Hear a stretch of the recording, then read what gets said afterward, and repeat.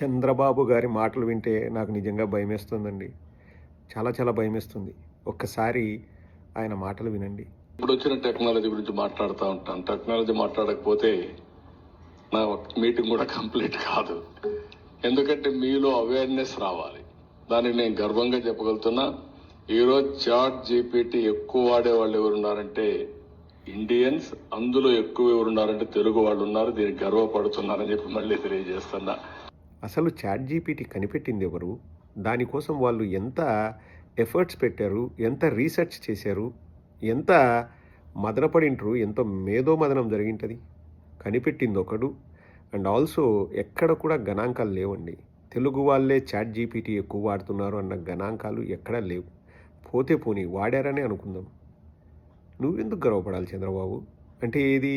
ఇప్పుడు chat GPT కూడా నీ ఖాతాలోకి వేసుకుందామని ఏమన్నా తాపత్రయపడుతున్నావా?